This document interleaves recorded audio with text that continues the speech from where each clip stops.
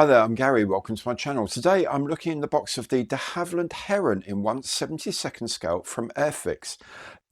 Now if you enjoy the show, please do let YouTube know by giving it the imperial thumbs up, by subscribing to the channel and by hitting the notification bell. All these are free and a great way to show your support. So let's start with a look at the box the kit came in all those years ago. So here's the box of the Havilland Heron. This is a lovely piece of art, a really lovely piece of box art. I don't know why, it's just something about it that I find very appealing. It looks really good, really nice. I'm guessing that's a Roy Cross work. It has that sort of look about it. It has DH. Of course you know it's de Havilland. De Havilland would be too big. DH Heron 2, 72nd scale. On this long side here, de Havilland Heron, a bit more room. It says here for best results use Airfix adhesive and paint numbers. It goes on to list the paint numbers. Those are Airfix paint numbers, not Humbrol. On the side they used to advertise other kits in the range, so Junkers 88 here, and on this side the de Havilland Mosquito and the P38 Lightning. So very nice. This is of course the second boxing. This is from about 1963, I think, maybe later. So anyway, a lovely box.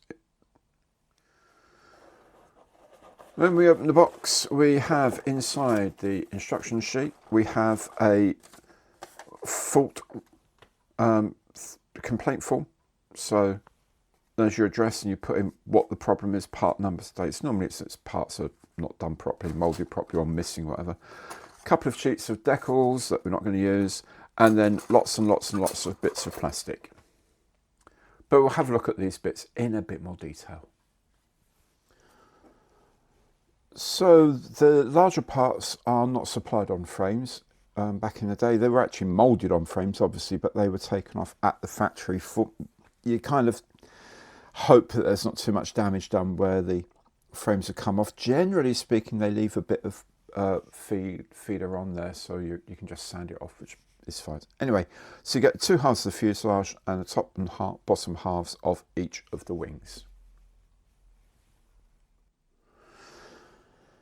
And there are four frames, if you like, sprues, whatever you like to call them, of all the other parts. So this is the horizontal stabilizers, the elevators, the fin for the rudder, the engine pods. There are four engines, remember, four propellers.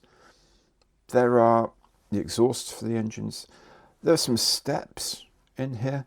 There's quite a lot of figures of various kinds and wheels. It's kind of interesting, actually. It's kind of a very strange setup that there's so many figures in here, because I suppose it was a passenger aircraft, but even so it's a little weird.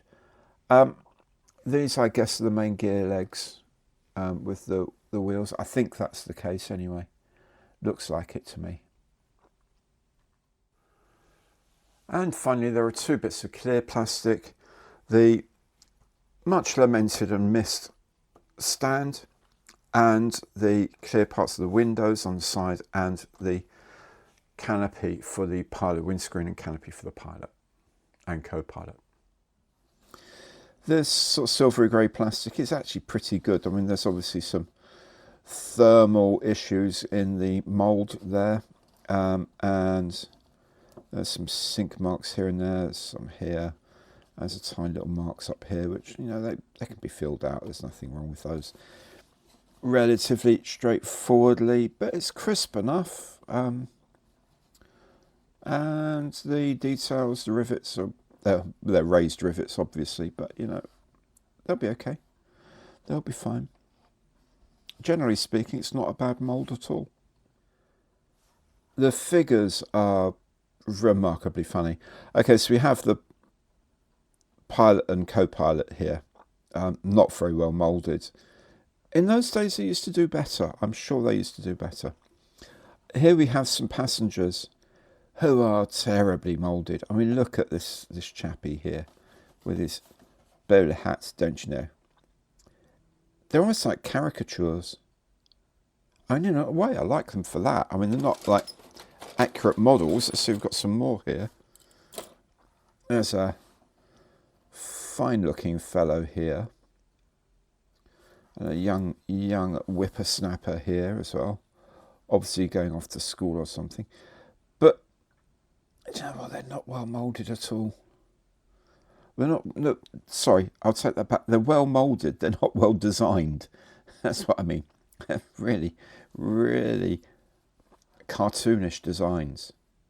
So I don't think I'll bother using any of these. I'll probably use the crew figures and maybe tart them up a bit. What is encouraging is that the clear parts are actually quite clear, which is superb news. I don't know if I have a mask set for these or not, but I should. Yes, I do. I do have a mask set for these, so that should be cool. Yeah, won't be too much of a problem building these. Looking good. The decals that come with it have not aged well. You can see they're very, very yellowed. This is for an aircraft used by the Shell company, oil research company back in the day, Alpha November Uniform Oscar.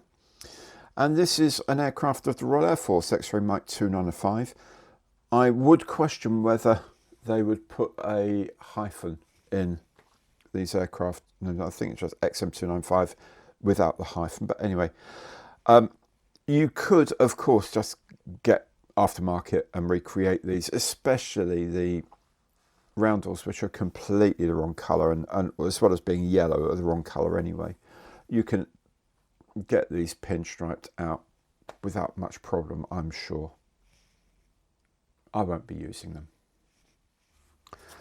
There's the instruction leaflet that comes with the kit. They always fold it up too much because it has to fit in the box, but you know, that used to be the first thing you would do, I used to do, is take it out and fold it properly so it reads properly.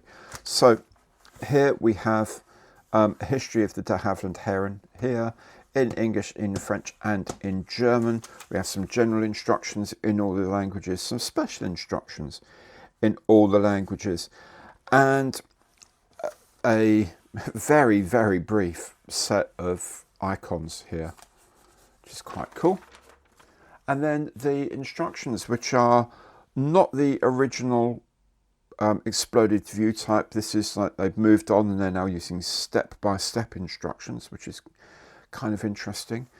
I think this bit you're supposed to cut out and stick onto there to make it look like you've got an instrument panel.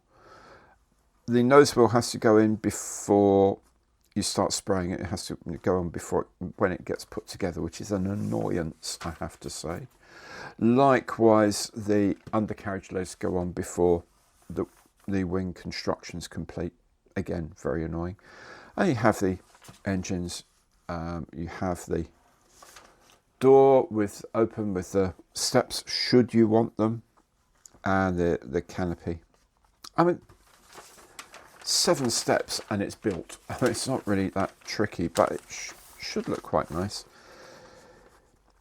Here we have the colour scheme for an aircraft of the Queen's flight, X-Ray Mike 295, which is kind of tempting. You can see here that they've got the decal at the back, but they haven't done anything at the front, so you have to do that for yourself.